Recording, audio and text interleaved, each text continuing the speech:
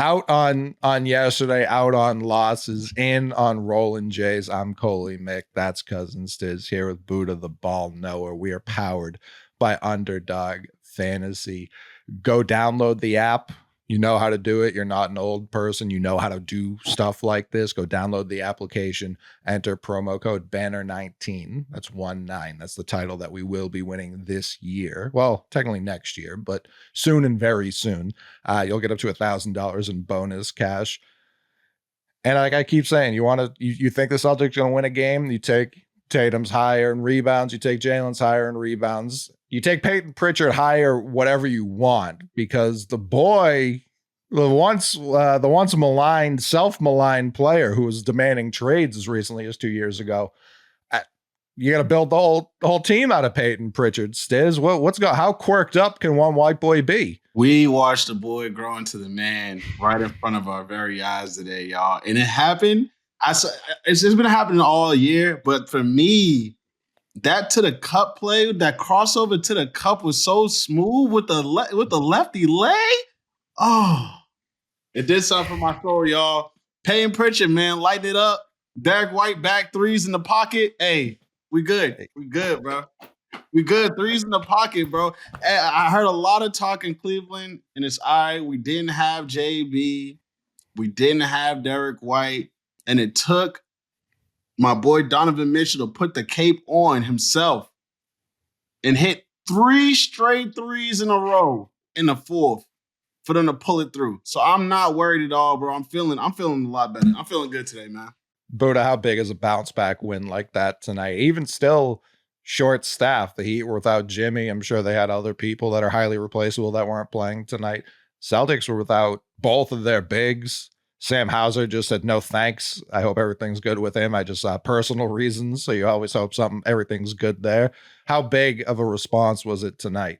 Massive. I mean, it's absolutely massive. I think, Spoelstra as a head coach gets more out of his players than anybody else, in the league. I mean, they were down Jimmy Butler tonight, but, ultimately he really does get the most out of, guys 11, 12, and 13, on his roster. And there's a lot of guys from Miami that you look at and you're like, wait, I got to Google who that is.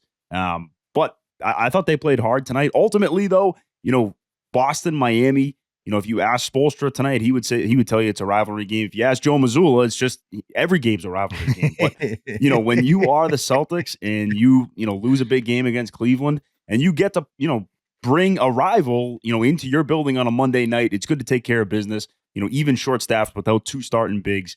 I thought they did a good job tonight, bouncing back and really putting their foot down, in that late third, early fourth, and making sure that there, was that margin for error down the stretch. They said we were down 2 bigs, but where we really, it felt like we were up 60 bigs. My boy Luke Kornet, bruh. All down the court today, baby. It was beautiful to watch, man. I'm feeling good, yo. 4 blocks. At last check, he may have had more. 6. I don't know what. Finished with 6. Was it 6 total? Him, Wemby, and Donovan Clingan are the only players that have 6 blocks in a game this season. It's sick. Derek White's going to be next on that list. You can tell how early I checked out of this game. When Luke Cornet puts up 4 blocks, I stop looking at the stat sheet because it's over. It's a wrap. It's kaputs. Kind of everyone played well tonight. What do we think? You're talking quirked up white boys. Payton Pritchard averaging 24.5 points per game over his last 4, over 20 in all of them. But Drew Peterson, come on down. Where you at, boy? Came in, not hesitating, getting the shots up, getting in the mix on the glass, Buddha. Is this sustainable? Sustainable? Probably not, no. But, I mean, you're missing multiple starters on back-to-back nights. And I think Peterson's a guy that the Celtics have liked. They're showing confidence in. I look at him, he came from the Miami G League last year. I look at him and say, can he be the Max Strus to the Celtics like, Max Strus was to the Heat? Obviously, Strus was with the Celtics for a short, stint.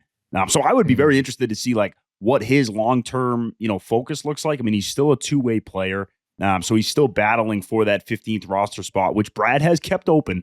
But for a streaky shooter like that, a guy who's going to bring you offense, and then there's also Chippy on the defensive end as well. I thought he brought energy. I thought he brought effort. And shout out to Coach Mazzula because at the end of the day, he's keeping this roster on its toes. Like, obviously I knew, he probably told Drew, hey, you're getting a run tonight and you're getting a look. But, to see Jordan Walsh get a start tonight, to see Kata be in and out of the lineup, to see Tillman be in and out of the lineup, like you have to be ready to go each and every night playing on that team, whether you're guy, 1 or guy 15, because you really don't know, who's going to get the opportunity and who's going to get the shot. So I really think it's cool that Mazzula has engaged at least every single player on this team outside of Jaden Springer to this point. They've all gotten their opportunity. And I think people buy in. It's a lot easier to get that buy-in from your 13th and 14th guy when they're getting an opportunity once every couple weeks.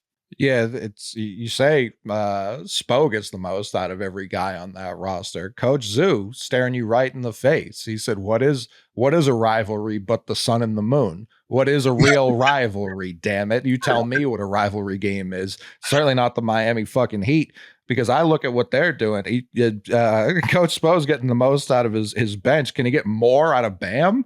Because there were points in this game where I was like, are Jimmy and Bam both out? No, there he is, just doing nothing. And I like Bam. I think Bam's a really good player, but Spo gets a lot of credit for a guy who really hasn't done much outside of have LeBron James in his prime.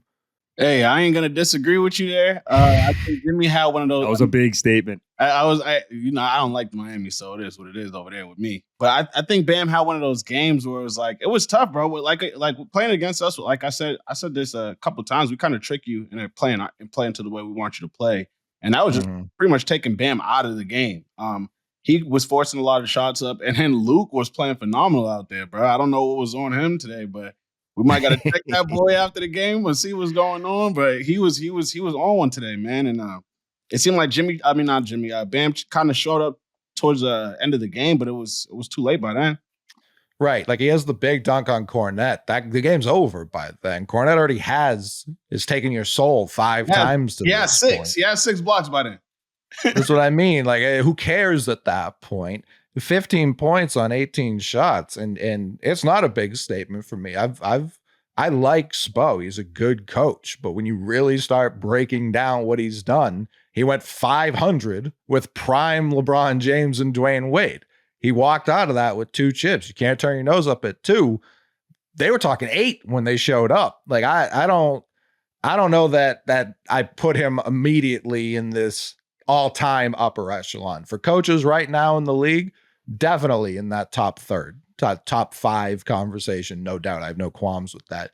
But people suck Spo's dick fucking all year long. They're the 8th seed every year. He can't get his guys to show up in the regular season. Jimmy runs that team. They get into fights all the time publicly. When LeBron did that, Riley told him to shut the fuck up. Riley has never told Jimmy to shut the fuck up. I mean, I really think that for Spo, like the one year that like I'm going to really give him credit for is that bubble year. Like that was a weird brand of basketball where like, guys were playing zone and Duncan Robinson and was making threes out of nowhere. Like you were like, who the fuck is wearing number 55 for the Heat? Like I do think that Spoelstra did a really good job in that bubble. And then again, he's beaten the Celtics, whether or not the Celtics had a better roster than them, he's beaten the Celtics twice in the Eastern Conference Finals. And I have to give him credit for that. Going back to the Bam Adebayo point too, I think he's one of the most unique players because he's one of the only like complementary superstars. And what he does like on the basketball court, he's not an electric scorer. He's not a great 3-point shooter. I know he's trying to develop his game and stretch his game out, but he's not a guy that it's, hey, dump it down to Bam, get it on the block and go get a basket. He's really not. Where I think he can be really effective is pairing with a superstar and then also helping defensively, being able to switch 1 through 5. His hands are incredible. He's also an awesome passer offensively. I mean, his limiting part of his game is the ability to score the basketball. And on a night where your best player and Jimmy Butler is out, you need Bam to do that. That's just not the type of player that he's going to be. You saw him playing on Team USA. Like, he's the perfect complementary player defensively, and then offensively, he's not going to outshoot you out of a game. So I don't think this game makes a lot of sense for Bam to be a 25 to 30-point scorer. But is he one of the best 15-point scorers and most efficient? Yeah, absolutely. I would die for a guy like Bam Adebayo on my team. No, of course. I mean, if Bam and JT love each other, and I love Bam. I've loved Bam since he was at Kentucky. I think he's a very valuable player, but there are nights, and he reminds me a lot of Evan Mobley. There are nights when he's free throw line in and he has his touch and you can't stop him. He's so he's got so much length. He can get a shot up over everyone. It's not like how Jokic does it by any means, but there are nights where it's just like, fuck, there's nothing we can do with this guy. He's a lob threat, obviously. Nights like tonight, and in really the last 2 years now, he hasn't done much of anything that other than set moving screens, which bothers me to no end. But I think I think I saw Taylor Snow say this is the 4th straight game the Heat have been held under 90 points against the Celtics. That's on everyone. That's just not that's not a coaching thing. And where the coaching thing really bothers me, you look at Joe Mazzula's origin story and you look at Erik Spoelstra's origin story, they are very similar, if not the same, when it comes to coaching. They were guys picked by people everyone agrees are very smart basketball minds, Brad Stevens and Pat Riley. And year one, they inherited teams that were supposed to do a lot, and they lost and were under immediate scrutiny. And then they come back year 2 and win. Joe Mazzula, to me, is that 2011, 2012 era Spo right now. And I pray in 10 years he's getting the type of credit that Spo gets, even when he continues to turn in very mediocre regular seasons at this stage of his career. Except we're actually going to win the 6, 7, 8, 9 titles that LeBron and company. That's the plan, yeah. That's the plan, definitely. I think he will, bro. I feel like a lot of people definitely started to turn on Joe Mazzula's crazy to like, hey, this guy might be on to something like towards the end of last year. And I feel like definitely more this year. I'm seeing like more like this guy's like low-key a genius talk, you know. Like, and bro, he just mathed out basketball. You know what I'm saying? He mathed it out, bro, and it works. The math works. Someone brought up the term Mazzula ball to him, and he was like, I don't know what that means. I hope it just means playing right, winning basketball, Celtic basketball. And I love that. Like he cares about the Celtics like Tommy did. Like he would die for this team if it was asked of him. And that's why I ride with Coach Mazzula every day. I think coaching in the NBA too, like, again, this is something we've talked about. Like, you know, you're not drawing up a play every single possession. Like at the end of the day, you are drawing up concepts and principles that your team is going to be able to work on. Now, if there's 15 seconds left and you need a baseline out of bounds play or a sideline out of bounds play. Yeah, coaching is going to factor in. But what I love about Mazzula is that he gives these guys the freedom to make the decisions on their own. He's putting the ball in his players' hands to be able to make sure that they're the ones, you know, driving this team. But at the same time, he's not afraid to coach them when it's necessary. The Celtics come out of the third quarter tonight. They turned it over 4 fucking possessions in a row. I'm sorry, in the NBA, that just can't happen. What did Mazzula do? Bang the timeout immediately. And the Celtics come back out, and then they hit a couple Jason Tatum threes, and it's like, all right, it's one thing to call the timeout. It's another to get a response from your team who just won the championship, is playing on a back-to-back. They're probably up by 15. Like, you know, getting that response from a championship-level team for a third-year head coach, that's as impressive as anything. It's not even just the response. It's the response after the non-response, which was halftime. Like, they didn't go into halftime and just go, all right, let's kick it, fellas. Like, he clearly told them something at halftime. They executed none of it. And by they, I mean Tatum. Tatum has become an excellent passer. Whenever he sees Heat or Miami or whatever that ransom note jersey says, whenever he sees that on the other team, he starts throwing the ball all over the place. And it's to me, it's a larger issue than Jaylen's dribbling against them ever was. Now, it's not because we're not going to lose to the Heat. Like, that's just not what's going to happen at this current juncture of the two franchises' paths. But it's worse. Like, he's worse at passing against the Heat than Jaylen ever was at dribbling. And what do we need to do, Stiz, to get Tatum out of this mental block he has passing against the Heat?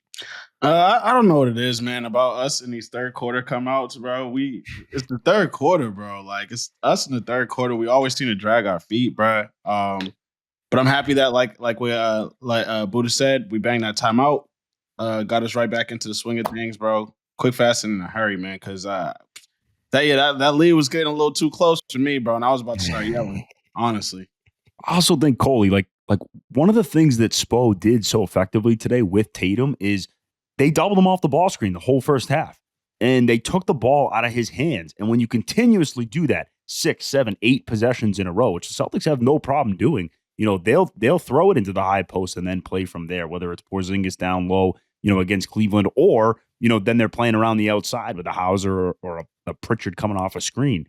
But they double Tatum so many times in a row that they almost take him out of his rhythm to a point. You see it with Jaylen, right? Like when Jaylen hits 2 shots, okay, who's taking the shot the third possession? It's going to be Jaylen Brown. Like momentum is a real thing for these players. And Spoelstra, better than anybody, takes JT out of his rhythm, out of his game. When you don't do something for 6, 7, 8 possessions, it's a little bit more difficult and you're a little bit more hesitant, that second time around. It definitely can be. And I was thinking about you a lot during this game because they were picking up JT pretty much at half court anytime he did try and bring the ball up.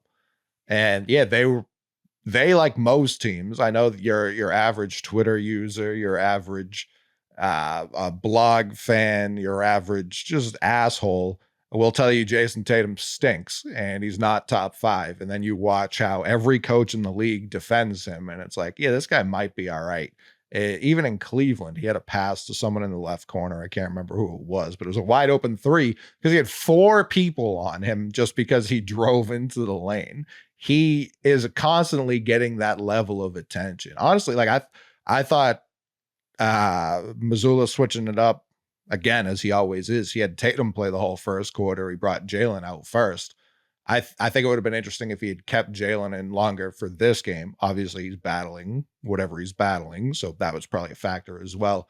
But to see what Spo's adjustment would have been, because I think that would have been like, well, I think it just would have got blown open earlier than later, because when JB did check back in that second quarter and JT got to sit, that is where that initial lead was built and it got pushed up to 20 quick fast. No, absolutely. And shout out to JB, bro, coming off the sickness, bro, bringing that more dynamic scoring into our team, bro. I love that, bro. It's one of those things that we needed in that Cleveland game a lot. I love the way we score, but sometimes we just need something a little bit more dynamic, somebody who's willing to push the paint the way he does. Not everything falls, but he's willing to be aggressive, get to the line, hit clutch free throws, bro. So shout out JB getting back on the floor, bro. We really needed that today. Stiz, you just nailed it right there. Essentially, JB starts his game inside out. He doesn't start the game outside in, which is kind of opposite of how JT's been going. Like JT missed his first 4 shots tonight. He hits 1-3 and then he starts going. Whereas Jaylen Brown, in the middle of the third quarter, you look up, he's taking 10 free throws. He's attacking the lane. And I'm not worried about any sickness or injury on the JB front because he looked fresh as a daisy tonight. He was jumping through the gym tonight. He caught a body out in Chicago, as he's one to do. I've been trying to think, who else did we play since we last recorded? The Bulls, of course. Very funny to watch Sam Hauser hit a 3 at the end of the game because it's the Cup. Seemed pissed about it. I don't know why. I still haven't heard why he was furious about that. But yeah, Jaylen on Jaylen. I saw someone tweet, this is going to be every highlight 15 years from now. It's going to be a league of Jaylens, which we're certainly trending in that direction. But I said it a couple of years ago and people were like laughing at me because they weren't paying attention yet. Jaylen has amassed quite a highlight reel of just posters. Like obviously he's got clutch shots, he's got crazy plays, he's got great passes, great blocks, all that. Just posters. Since he came into the league, I don't really know who's matching him there. Aaron Gordon probably, especially since he's been with Jokic, catching a bunch of crazy lobs. But in terms of wing players taking other people off the dribble and then dunking someone else through the rim, Ja doesn't play enough. It would be Ja, but Ja gets hurt every year. Ant's definitely up there. Him and the other Jaylen Green. Sure. Like he's building the resume. Sure. Yeah. Certainly capable. Who else? Yeah, from Wings? Jaylen has his own highlight tape for dunking on Giannis by itself. Like he's dunked on Giannis that many times. Man. Yeah, he got Gobert. Mm-hmm. Oh yeah, he's got Gobert. That's on names, man. If you got a name down there, he's looking. Was it Mo Bamba he got when he was with the Magic? He got someone very tall. Really bad. Really bad. Yeah. He got everyone in Dallas. I mean, Yep. Tatum doesn't have a bad. No, career. he doesn't. Like he obviously, LeBron's the first one that It comes starts to with mind. LeBron. He got Paul George when he was with the Thunder pretty bad. Mm-hmm. He got Aaron Baines bad when they were teammates against the Nets. Shout out Aaron Baines, man. Aaron Baines. This team Number could use an 46, Aaron Baines. I wouldn't hate any reunion with Aaron Baines or the type, but I don't even know anyone like Aaron Baines right now. I'm sure they exist, but no one comes to mind. Like a Valanciunas, I guess, would be the closest thing to it. No, he doesn't have the girth. He doesn't have just the pure size. The like pure Aaron Baines. Yeah, Vucevic. That European versus Australian. I can't have it. I mean, the Pats need a left tackle. Aaron Baines could fill that void. Sure. Yeah, I don't hate that. I mean, Tommy saw him in the shower, and it was over from there. That was still like the fate. And that was like old vintage Tommy too. Like he was 1 foot out the door. And preseason game wasn't even a regular season game, and he's just like, "Boy, I gotta tell you about this Baines hog I saw the other day." Mike Norman was just like, "Hold on, we can't be talking about that." Shout out Tommy, man. I'll forever. Like we didn't know how good we had it. We had no idea how good we had it listening to Tommy Heinsohn teach us how to watch basketball as Celtics fans specifically. Like when people are like, "Oh man, you sure do talk about the refs a lot." Yeah, I was raised by Tommy Heinsohn. They are the enemy. The other team is part of the game. The refs, that's who we're playing tonight. Fuck them. No facts though. Man. Not tonight though. We was hooping, man. Not tonight, bro. The refs are not in the way. The Heat seem not to be in the way as well. What they shoot from a field goal, like 35%. Is that on us or is that on?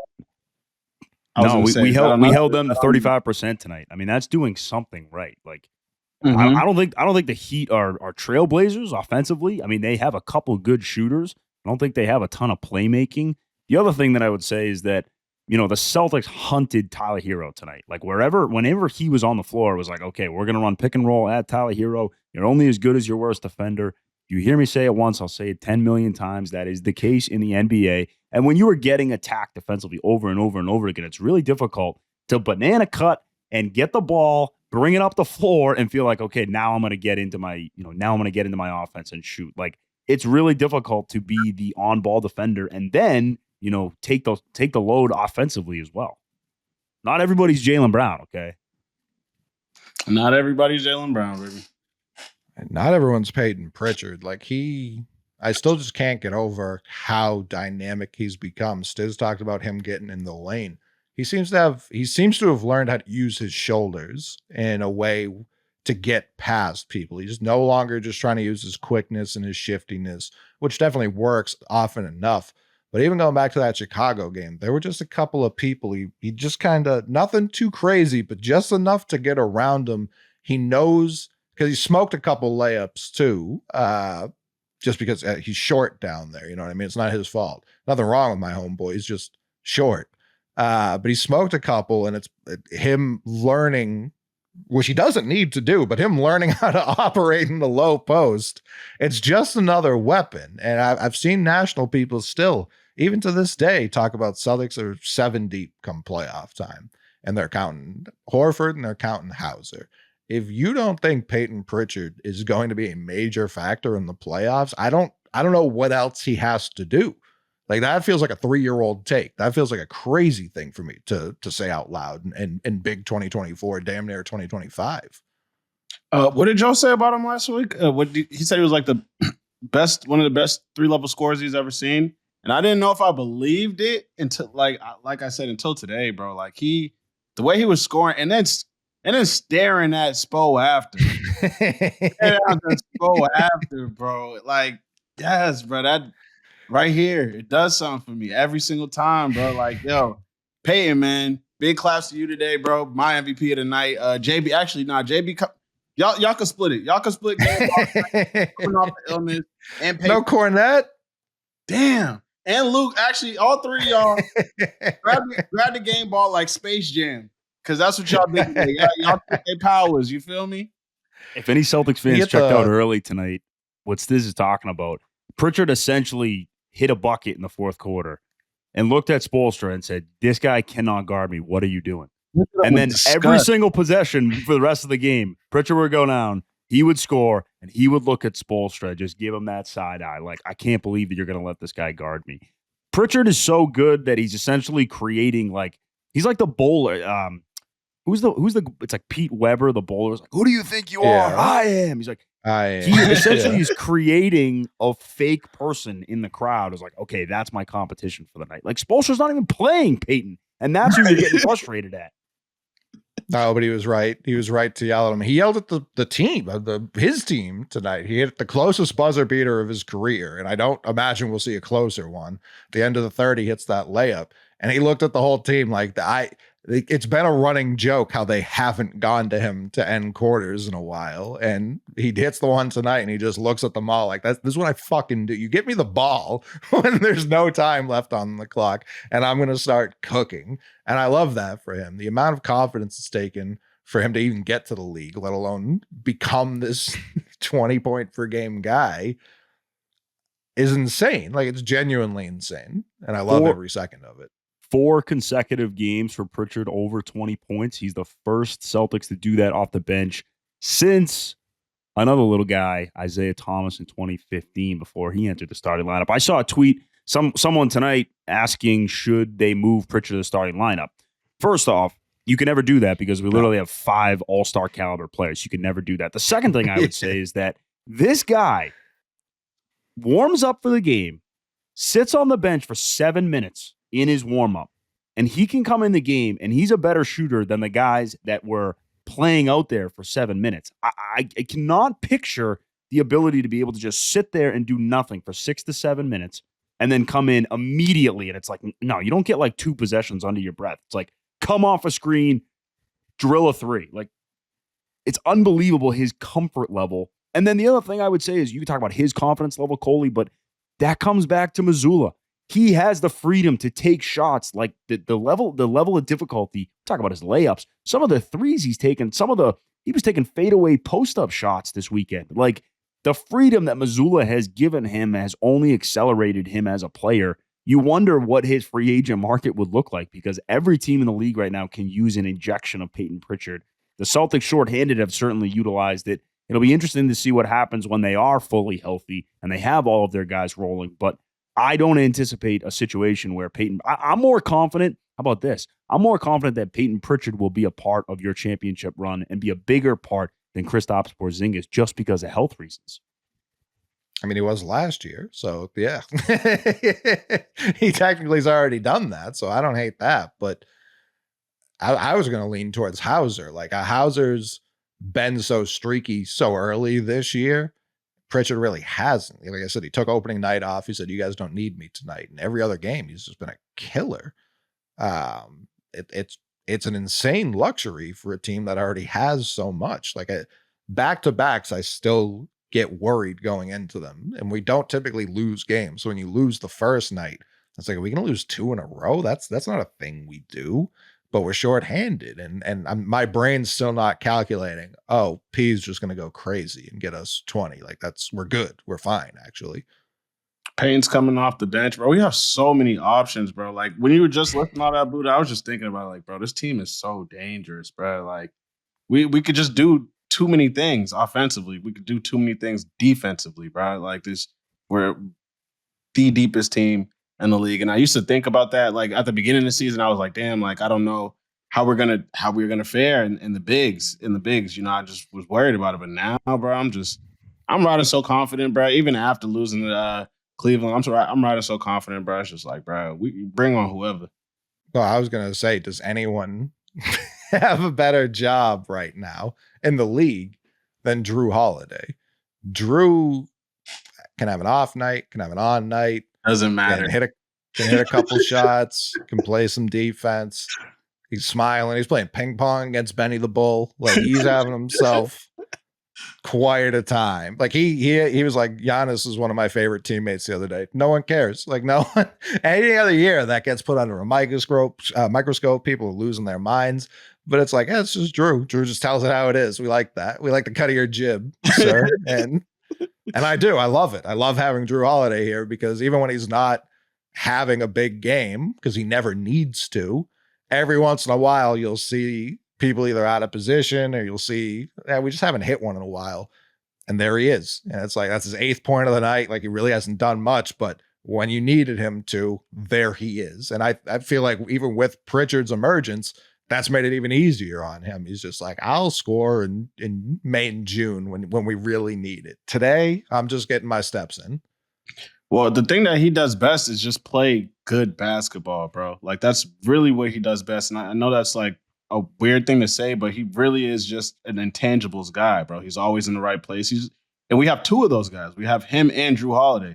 So it's got to be super easy when you got guys who could score like JT, JB, and Peyton and Kristoff on it.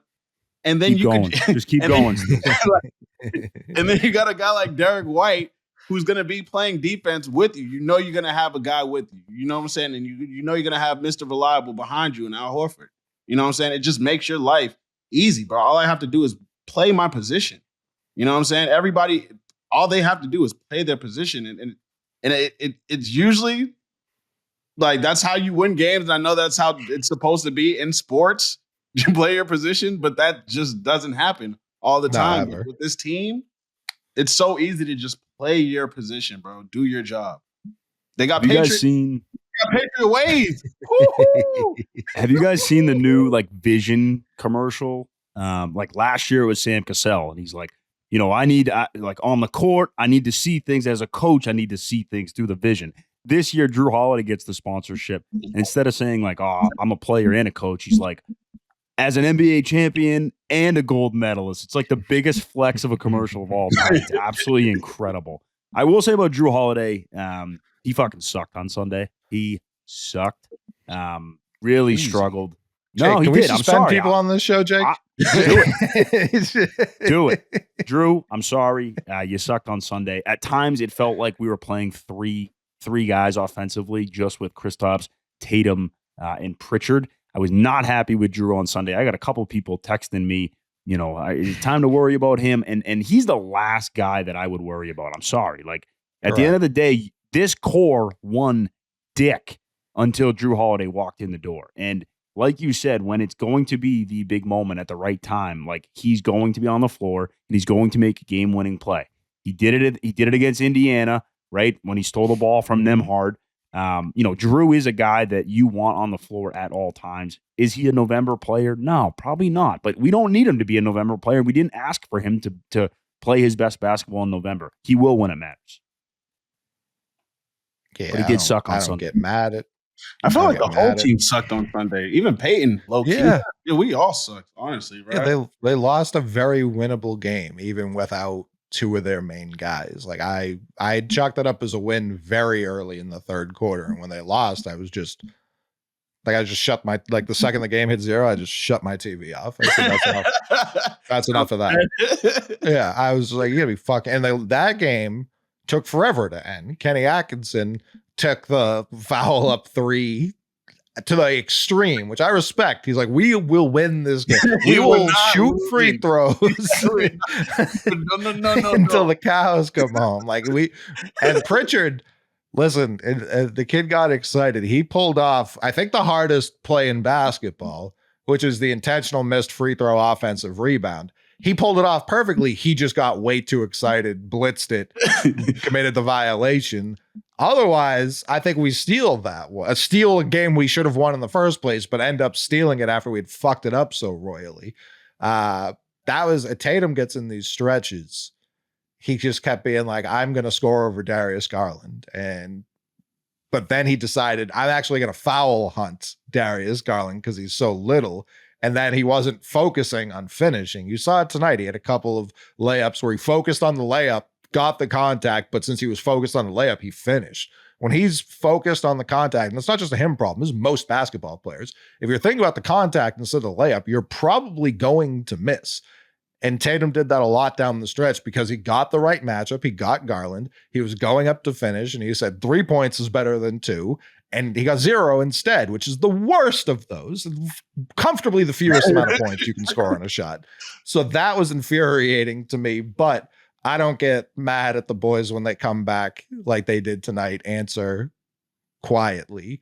Didn't even sweat much tonight, but I don't get mad at Drew Holiday, period. It's just at all. I've never experienced that. No, definitely not on that Cavs game, bro. You saw Derek White pulled up. He had his Bruins jersey on. It was cool. We're gonna stop that. Drake May had the Bruins jersey on too. You saw how that went. Enough with the Bruins jerseys.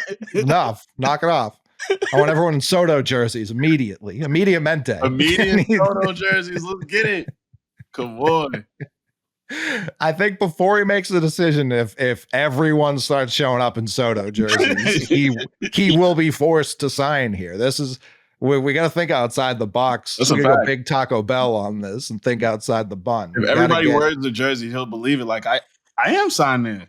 Like, yeah, he's like, did I sign that? I guess.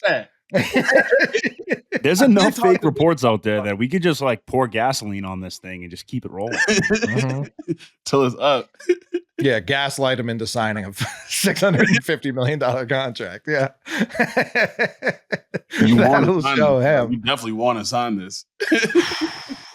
It would take me so little resistance to sign that. I don't know how he has the restraint. Like, when the first person offers me $600 million, it's like there has to be someone to stop me from signing that. Physically stop me. Where's the pen? Yeah. Pen, bro. Where's the pen, bro? I'm like biting my finger. I'll sign it in blood. Like, whatever makes it legally binding, we're gonna get this done today. If I don't see the pen immediately and like the immediate arms rank, it's just gonna be a problem. Yeah, then you find out you're going to fucking Toronto. Pen? It's cold. You ever get 600 million? Give me some heaters, baby. Give me some. Yeah, I could make it work. Yeah, I can make it shake, man. When I buy the company Canada Goose the next day, I'm fine. It wouldn't bother me any. But yeah, we need that news to break. We need to get Tim LaRue on the show immediately for a scouting report. First shot, I can't wait, bro. Can't wait. Gonna have to send him a jersey. Facts. Quickly. Yeah, absolutely necessary. What else, Buddha, these past couple of games has stood out to you? Something you want to yell at? Someone you want to trade? I know. I do want to trade somebody, but I will get to that. There was a familiar friend or foe who kind of kicked our ass in the first half of the Cleveland game. George Niang had 9 points in that first half. That was annoying. Bro, this guy. I'm sorry, that was annoying. And his shots didn't even touch the rim. Those things were dead center. And again, I keep saying this about Cleveland. I think they have to figure out their rotation. I thought Okoro gave them pretty good minutes defensively. He also went 2 for 2 from 3, which I always say it, but water finds its level. That's not going to happen. Like, moving forward, he's just not going to shoot 100% from 3. Cleveland beat us in the paint, but I really didn't feel like we got bullied on the inside. It was good to see. Like, I think it's really cool to see Tatum, play without Jaylen, and you're gonna take that and use it out of context. But I think it's cool to see him like have the reins of the team. He plays 36 minutes a night right now. He only played 38 against Cleveland, so it wasn't a massive uptick. But in terms of his level of responsibility on the floor without Jason, I mean, everything goes through him. And, we talked about coaches earlier who want to take Tatum out of the game. We talked about Spoelstra. The other coach who did it last season was Steve Kerr, when he essentially said, hey, Jaylen, we're not going to cover you because we don't think you're as good as your counterpart.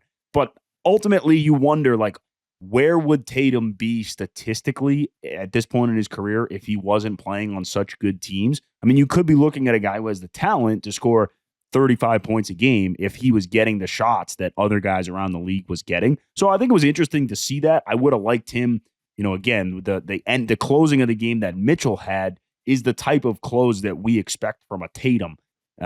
So I think Mitchell's a top 20, 25 player in the league. I think he's very, very good. But ultimately, I think that's where Cleveland's going to fall short. Is I don't think they have elite level talent where the Celtics do at multiple different spots on the floor. Yeah, man, they had to.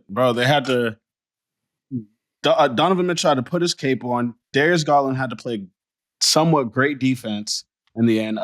Mobley had to find his shot. And we had to completely forget how to play basketball. Like, for real. And we didn't have Derek White in the game, and we didn't have a JB. I know they had their full roster. So I feel Kenny Atkinson, bro. We're winning this game. Like, listen, y'all, huddle. We cannot lose this game tonight. Oh, it felt important to them. It did. It felt super important to them, bro. Well, part of the reason it was important, shout out to the great gambling handicapper of our generation, Cousin Stiz, who told you, and I felt so stupid because I forgot to put it in. Cavs got smacked on the day after Thanksgiving in Atlanta. We know exactly where they were the night before. Come on, man. I be knowing. For sure. Listen, I wanted to lead with it. I'm upset it took 40 minutes for me to remember to give you your flowers for the all-time great. I'm still upset I didn't make money off of it because it was so goddamn obvious when I saw someone tweeted it at us. Someone tweeted it at us, and it was like the fourth quarter, and I went, fuck. Like, I didn't even see the score yet. I read the tweet, and I said, fuck, I forgot. And then I looked, they were down like 30. I was like, yeah, that was always going to be the score of that game. So they come off a week where they had lost 2 to the Hawks, and yeah, they scratched and clawed, and they were like, we're going to beat the Celtics, whether or not we even feel good about it. We're going to beat the Celtics. That is what we are doing tonight. We're not going to win every game. You know what I mean? We had swept the last 2 episodes coming in. We come into this one, we limp into this one with one possession loss. It is what it is. You know what I mean? We still haven't gotten blown out. We were in control of this game for the majority of it. Like Stiz said, they just stopped playing their game towards the end. Walk out of there with a loss in a very winnable game. It's hard to feel too bad about anything right now. Definitely, and especially after the bounce back game tonight, man. Just to see after terrible shooting splits in Cleveland, see everybody bounce back the way they shot today. Payton Pritchard, the way the 3-level. I'm a big believer in the 3-level scoring now. Huge believer in the big 3-level scoring. Luke Kornet's coming out party tonight, bro. 6 blocks, bro. It was beautiful, man. It was a great game. And who's the new guy? Drew Peterson. Drew Peterson. Bro, hustle guy, bro. I love the effort. You know, I'm big on that, bro. I'm big on just energy, bro. You got it. You know what I'm saying? Even when it felt like we were dragging our feet out there, that kid was still flying around, bro, trying to get rebounds. He didn't get them all. Obviously, he's down there trying to battle with Bam. But yeah, just to see that body flying around there, bro. He trying to get those boards, man. It was just a good look. So keep it up, bro. Seize up, man. You know what it is, man. Hey, there was a play in the Cleveland game where Peterson was guarding Garland, and he chased him around a screen, and it was a quick pull-up. And Peterson hit Garland like on the top of the head. He got him pretty good. And Garland was talking to Peterson, and Pritchard kind of stepped in and said something, and they went back and forth. And I think that was like late in the third. The remainder of the game, the whole Celtics bench is standing up right after that incident. And for the whole team to just sit there with that level of intensity, you know, for a team that, again, like I said earlier, just came off a championship, like playing, like the winner loss on a Sunday is really not that big of a deal to them. But the fact that their whole team had Peterson's back, I think that says a lot about Peterson, like that he's making a name for himself. You know, this didn't happen by accident. He's definitely playing well in practice and showing them. But the fact that the whole bench was standing up, backing this guy up, you know, raising the intensity level, I thought it was really small, but I had it written in my notes because it was something that I wanted to bring up. And that's the Mazzula ball mentality. Where do you think that comes from? Bro, straight up, it's just that, bro. It's that, bro. What Mazzula was talking about all off season, like, bro, if you're gonna put a target on us, put it right between right on the forehead, right between the eyes, bro. Like, bro, we've bought into the everybody versus us mentality, bro. And you need that if you're defending champs, and you're gonna get everybody's best shot every single night. You know what I'm saying? So I love to see that type of stuff, bro. That's what I'm saying. Like the the Payton Pritchard stare downs, bro. Like, I love it, bro. Like, we need that type of mentality if we're gonna be fighting to keep the throne. Yeah, they're all very bought in on winning multiple. They didn't come here for one, and we're fine with that. That's not how they treat it at all. And yeah, Mazzula, I mean, one of the first things he did when he became the head coach was he started bringing in old players, Celtic legends, and being like, this is bigger than what we have going on right now. All those banners up there, we need to add to that. And so, yeah, it doesn't matter if it's Drew Peterson or if it's Jason Tatum, they're going to have their guys back. If they're wearing the same colors, that's all that matters. And that's how it should be. Again, that's Tommy Heinsohn shit. It's us versus the world. I know that's a cute t-shirt for every city. Tommy's been preaching that since the 1950s. Like that, that's just what it is here and how it should remain. Before we look ahead, Buddha, who are you trying to trade? What Jaylen who? What's his name?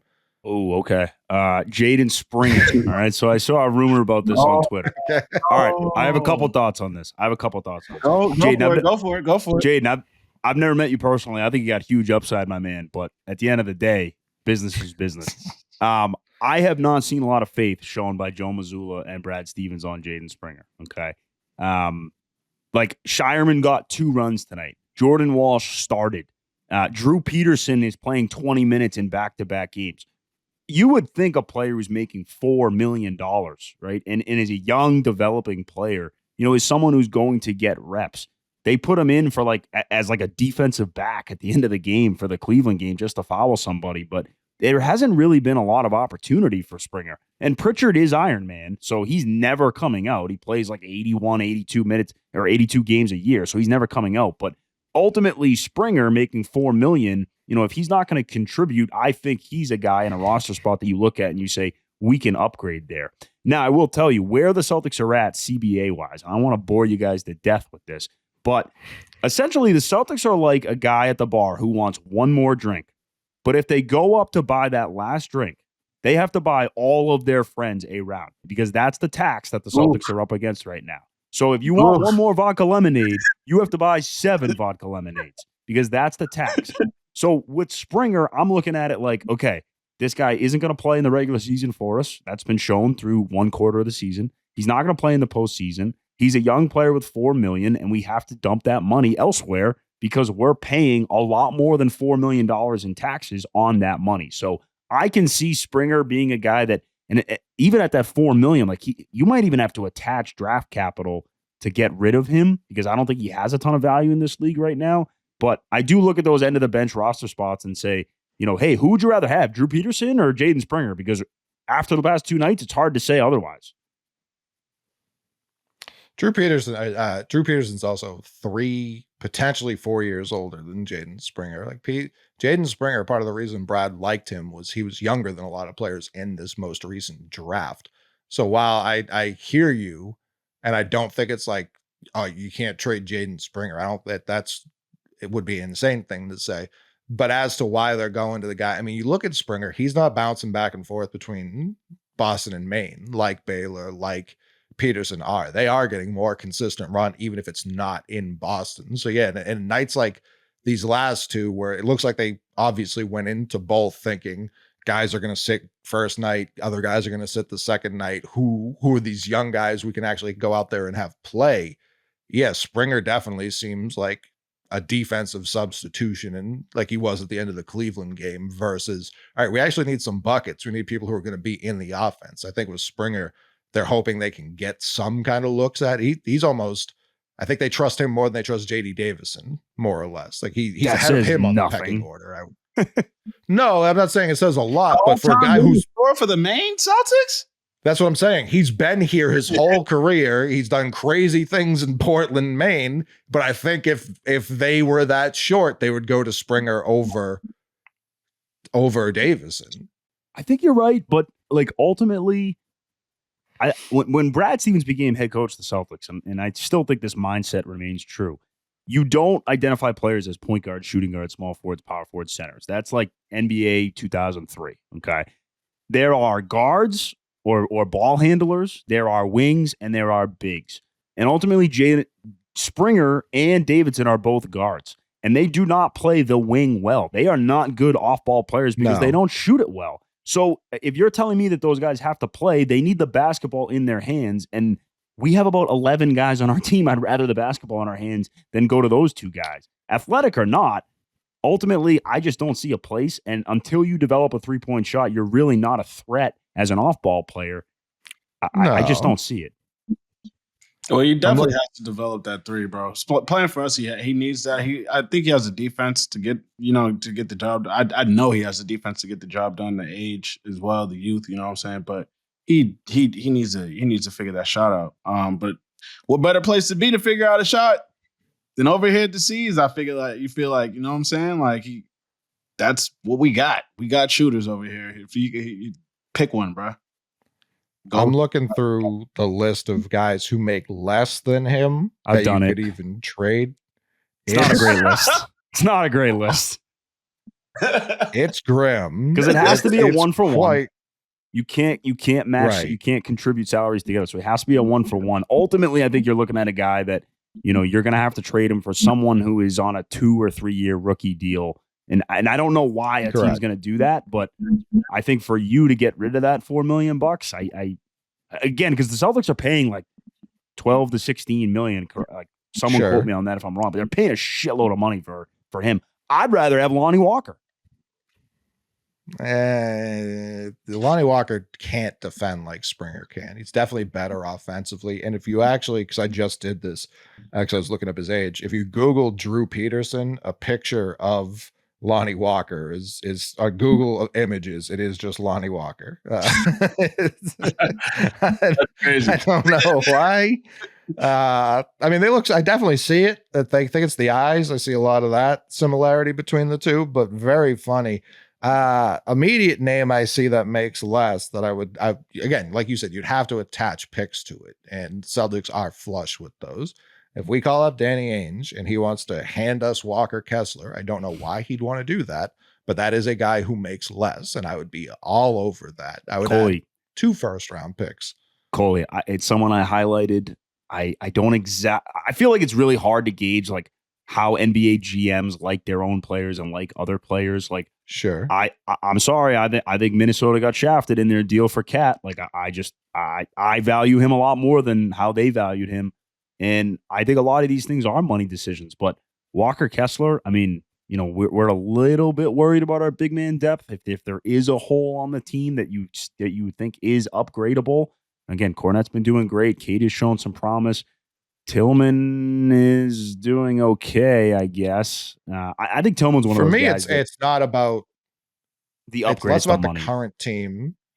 And it's like, how do we steal someone who can be here long term? Because we can't go out and like add Walker Kessler. You know what I mean? That's just not a possibility. But if you think we're going to be picking towards the end of the first round for the next couple of years, do you think we could, talking about that tax, could we sign Walker Kessler long term? And yeah, we're going to be paying for it, but now we have a guy we're very confident in as part of the actual rotation, as Al ages, as Kristaps creeps towards free agency, which is a conversation people don't even want to have at this point in time. So that's where it's just like, is that actually worth it to us to overpay both tax-wise and picks-wise to get someone, if you think he can play? I'm not saying Walker Kessler is the only person, but someone like that who the Jazz, we do know, shopped over the summer. We kind of went through this with Jakob Poeltl like a couple of years ago, right? Like Brad, as the GM, would have had to trade multiple picks to go out and get a guy like that to win that battle. And looking back on it, yeah, Poeltl beat you guys up beat us up a couple weeks ago. But I don't look back at that deal and say like, oh, I wish we did that. It's going to be really hard for them to make moves. It's you're trimming fat around the edges at this point. The roster is what the roster is. But as we inch a little bit, we are at the quarter season mark. We officially are. More than 20 games in. The Celtics are 16-4. They're meeting the expectations. I mean, Jason Tatum is a top 3 MVP candidate. I think that's pretty undisputed. Peyton Pritchard is leading the NBA in bench scoring by over 60 points. Okay, so he's completely blowing away expectations. Kristaps Porzingis played in a game before Thanksgiving. That's exceeding expectations. Ultimately, I think if you take out the Cavs being 18-3. And yeah, they beat us once, but I mean, you weren't fully healthy. Now, they would tell you they weren't fully healthy when we beat them. So again, it's a tug of war there. It's not like we're going to be able to settle that today. But 17-4, you're healthy, you're happy. I don't see going back to Thanksgiving, there's a lot to be thankful for in that Boston Celtics organization right now. And if they can just continue the status quo for the remainder of the regular season, they haven't shown me anything to be significantly worried about going into a postseason. And the East really looks like there's one competitor, and a competitor that I don't think anyone listening right now or, anybody that's speaking is really worried about.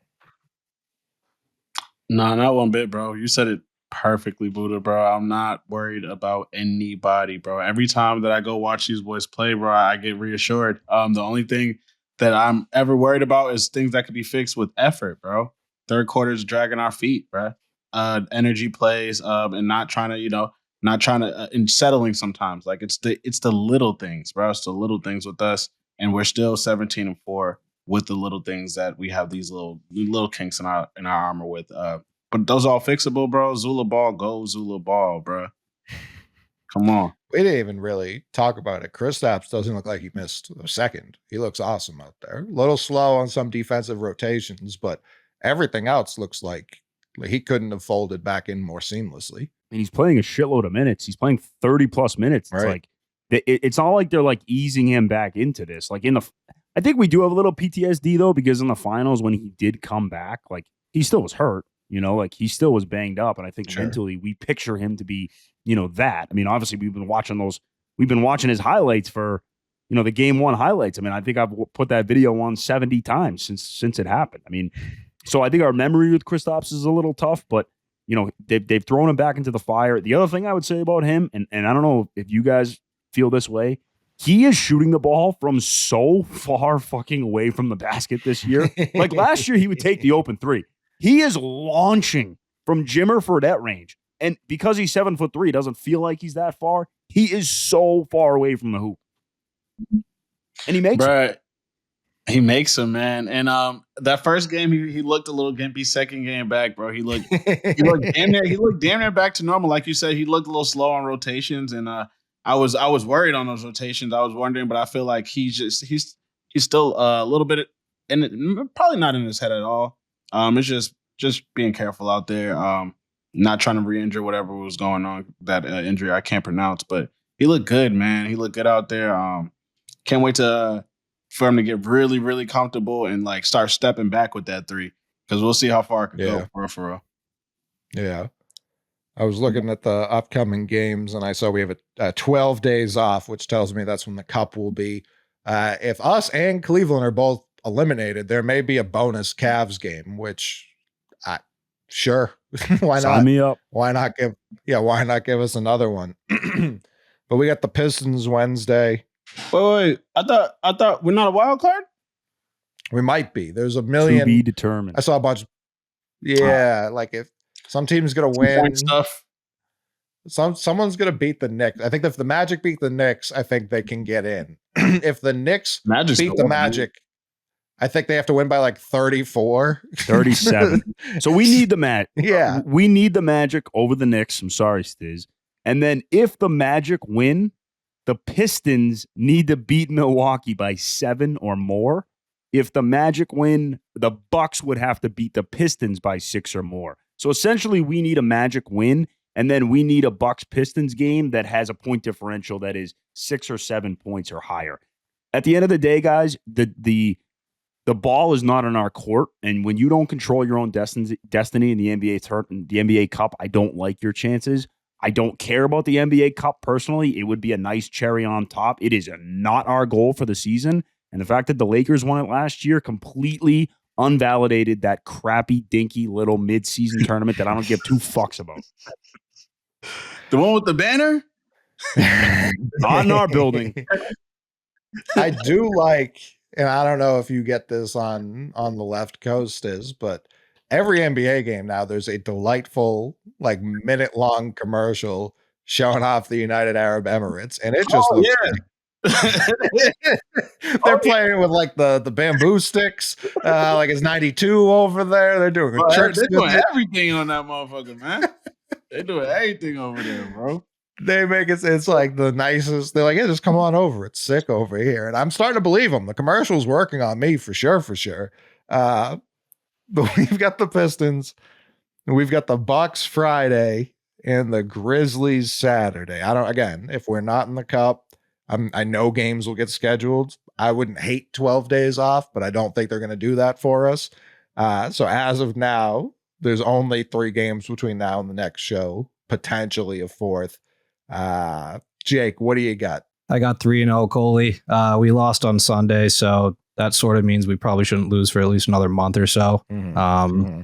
But at least for this week, 3-0. I know the Bucks are going to come out firing. What's Giannis's numbers right now, bro? Stiz, he has been going off. Past 6 or 7 games, he's been going absolutely crazy. And I think what it shows you is that, like, Jason Tatum could have 18 and 11 tonight in an off game with a bunch of turnovers, and the Celtics still win by 25. Like, our team's good enough for our best player to not play well and still win. That's not the case in Milwaukee. If they're going to win games, they need that guy to score 40 points a night, and it's just not sustainable. What the Celtics are doing is sustainable. Giannis can't do that the whole year. He can't do it the whole year, but I'm afraid about what he's going to try to do to us. He's doing it right now, bro. He's doing it right now, and we beat them. They don't like us, bro. I remember the whole whatchamacallit major look to Jaylen Brown, bro. There's a lot going on. A lot going on in my brain, bro. Are we playing there? No, it's in Boston. Oh, we won. And then we got Memphis Saturday, and that's Marcus Smart. He has returned to the Garden, but that'll be the first time that Marcus Smart has suited up. And he deserves a big fucking standing ovation. I know he didn't win a championship here, and I know that a lot of people gave him shit throughout his time in Boston. But get on your feet Saturday, because Marcus Smart was a great Celtic, and he loved being a Celtic more than anybody, except for Joe Mazzula. Love Marcus Smart. They're not winning that game. Sorry, Marcus Smart and the Grizzlies. Josh playing as well? He has been, yeah. Yeah, still not going to win, though. No. Love Marcus Smart and the Grizzlies. I'm a tentative 3-0, bro. Tentative, bro. I like that we playing at home, but yo, Giannis's numbers right now are scary, and Dame is gonna, bro. I'm telling you, bro, we got that target on our back, man. We do. If we didn't have the target on our back, I'd be like, yeah, we win. Bro, we have a target on our back, bro. Giannis's numbers have been crazy. The Bucks are still 10-9. So it's one of those things where, yeah, that's horrifying. And then they just don't really always win. It doesn't matter. Yeah, and then they still lose. So that's where it's like, all right, like Giannis averaging 33, 12, and about 7. So he's going as crazy as a human can go on a night-to-night basis. And then sometimes they win, other times they lose. Like it really, really just doesn't seem to matter. Because Doc's coaching him. Like, what's he gonna do? Damn, bro. Damn. Sorry. Yeah, it's a tough scene. He was like, bro, I'm just gonna score. Like, I'm not listening to y'all no more, bro. I'm just gonna go out there and score until I can't anymore. Buddha, what do you got for this 3-game stead? I'm going to go 2-1. I think we're going to take care of business against Detroit. They are feisty, though, so I would pick Detroit to cover on Wednesday. I think they always play us pretty tough, and this line's probably going to be like 37.5. So, I mean, we're going to need to beat them by 100. So I'm going to take Detroit to cover on Wednesday. I think we clean up against Milwaukee on Friday. I think their coach sucks. I think their best player is overrated, and I don't think, personally, Dame Lillard just has not struck fear into me as a Celtics fan yet since he's come to the Eastern Conference. And then I think you lose Saturday night. I think that's going to be an emotional game for Memphis. I think that the Celtics are a team that is going to pick and choose who plays on Friday and who plays on Saturday. And ultimately, I think that, you know, the Eastern Conference game means a little bit more to them. So I got Memphis coming into the Garden on Saturday night and taking care of business. But my confidence level on this team will never waver. I'm not worried about the Celtics at all. Saturday also Larry Bird's birthday, so it's not just Memphis Grizzlies night, but it is Larry Bird's birthday. Smoke show. Are we playing at home in that game? Oh yeah. Mm-hmm. Oh, bro. Nah, I'm sorry, Marcus. We love you, Marcus. It's gonna be emotional as hell. But losing on Larry Day is crazy. Marcus It's always wanted to Larry. wear 33, and now Larry's doing him dirty twice. The gift that keeps on giving, player. The Hick from French Lick, December 7th, 1956, which is forever ago. Let's go, Unc. Completely different world. We would not but be I'm here without very- Larry Bird. I think we can agree that we can agree on that, right? And that's a pretty How long so? list, but I don't think we're here without Larry. As in physically? However you want to take it, Stiz. Our collective dad, Larry Bird, the Johnny Appleseed of the Northeast.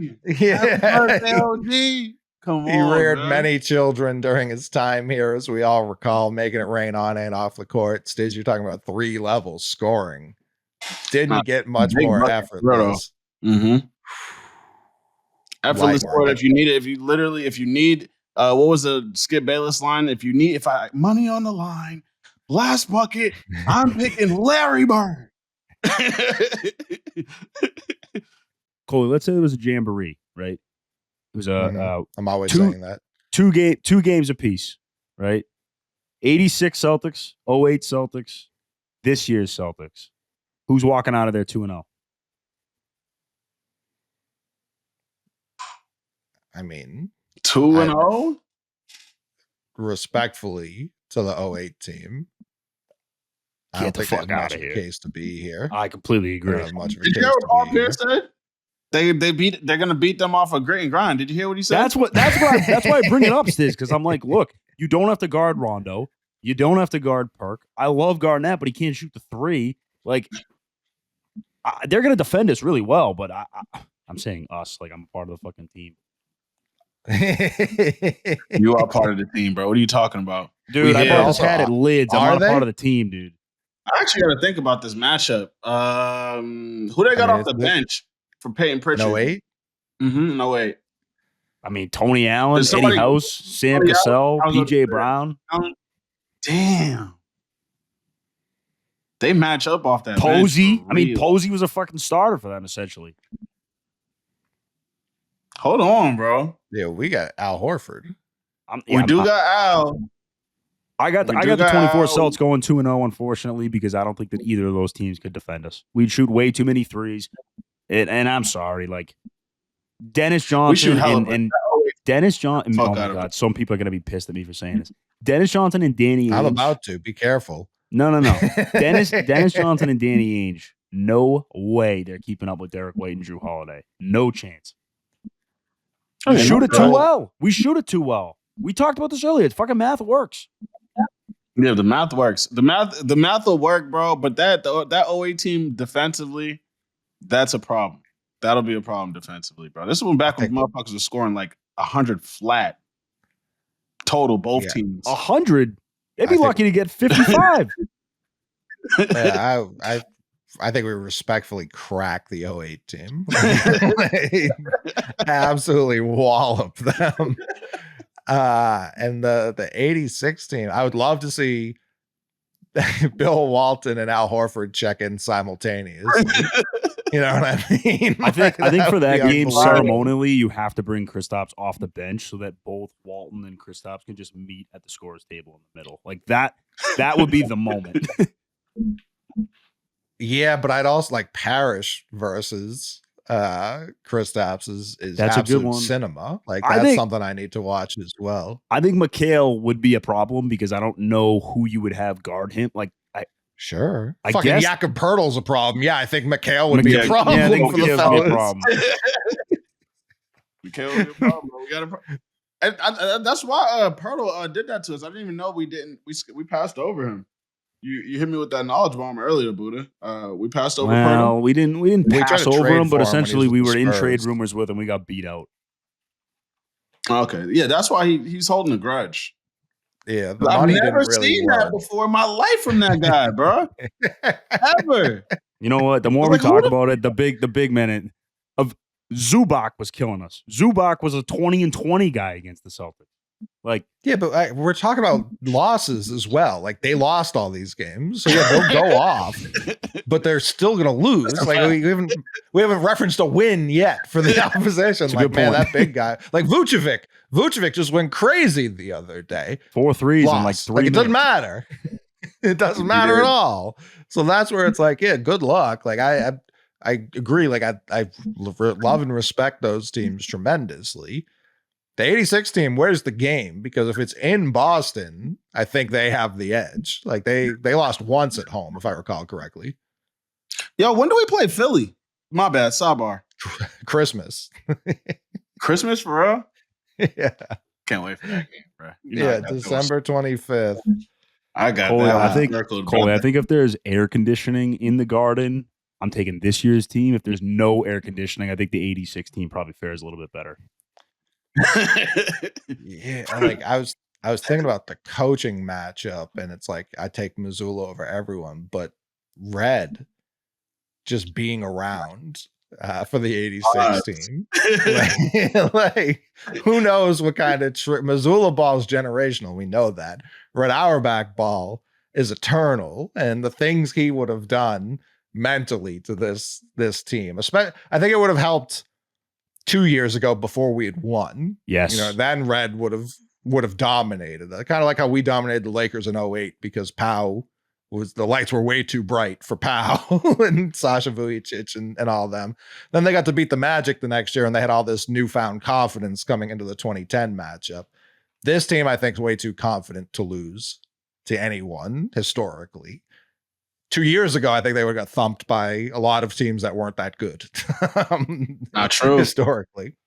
Different squad now, baby. Payton Pritchard's playing like a different guy, bro. I don't know who this motherfucker is now, man. If Payton Pritchard played for the 86 team, he'd be talked about like he was the greatest thing since sliced bread. Yo.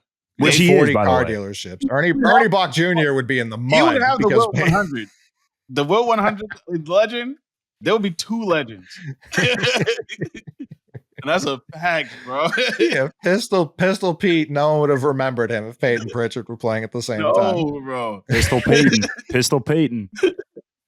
Yeah, they were like, that's cute and all with the dribbling you do. That You've seen Payton this guy? Pritchard, dude?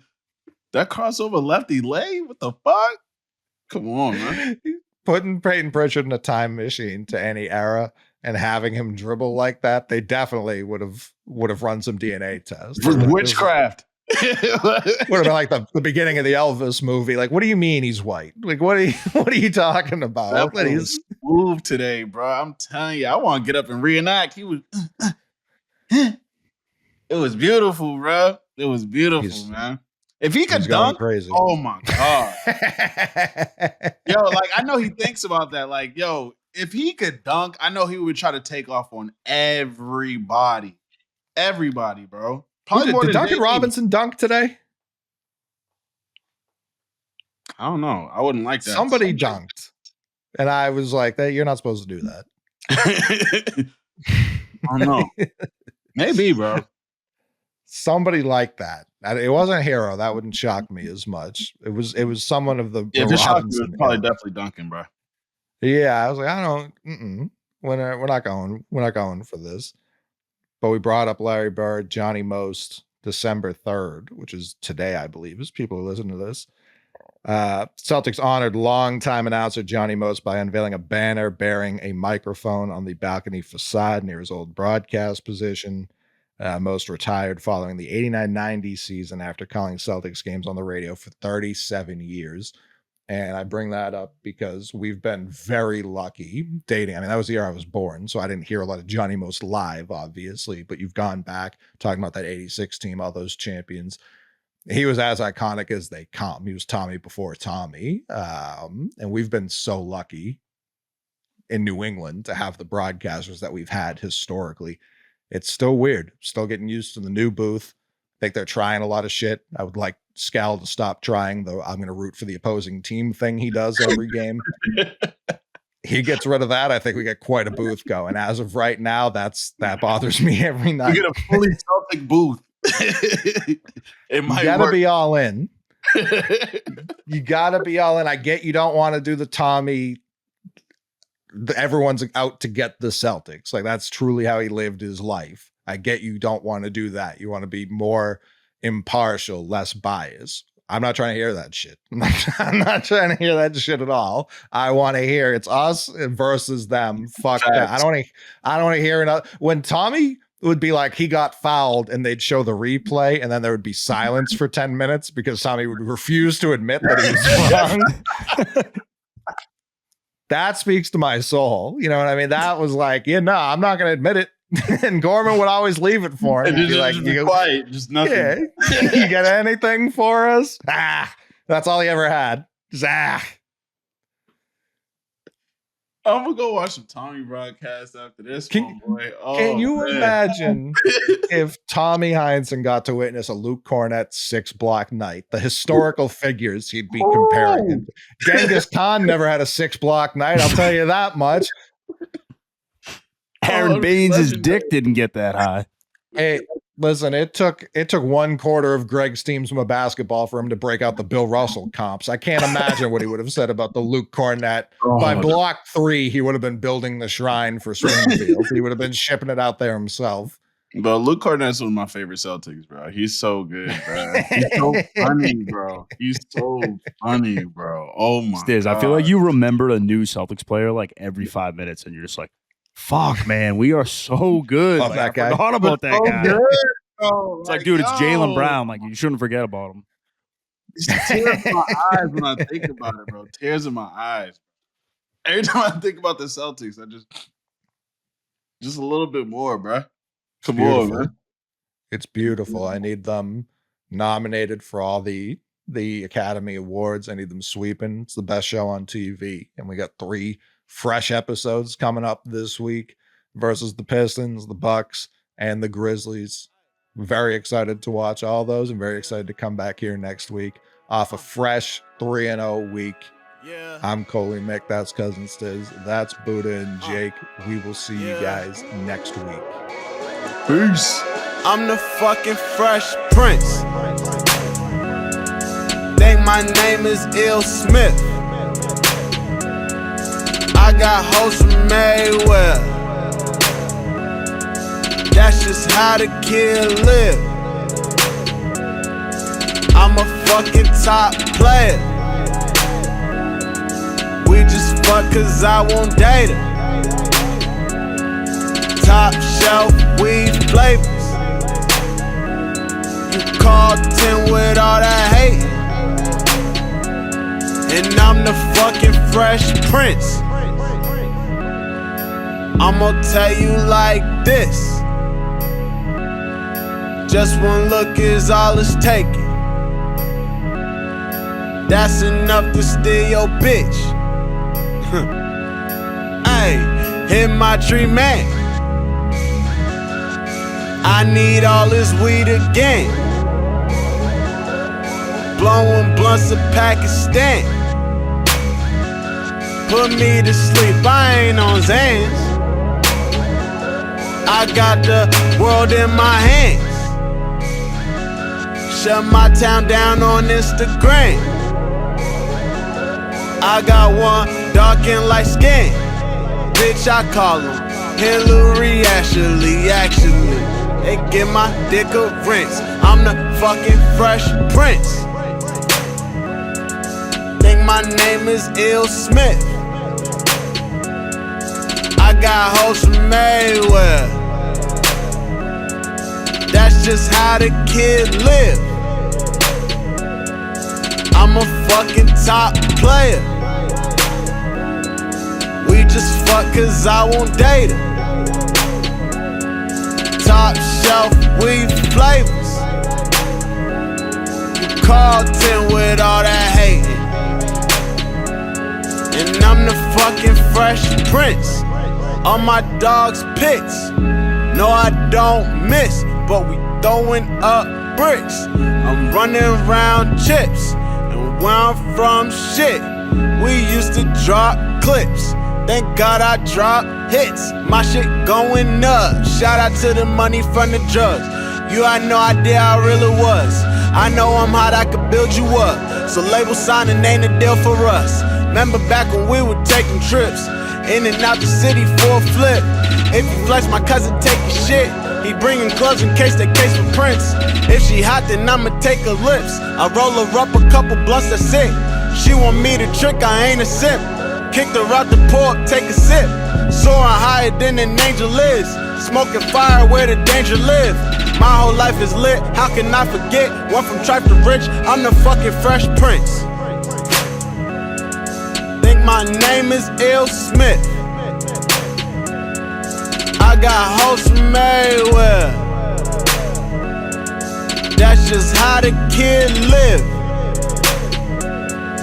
I'm a fucking top player. We just fuck cause I won't date her. Top shelf weed flavors. You called 10 with all that hate.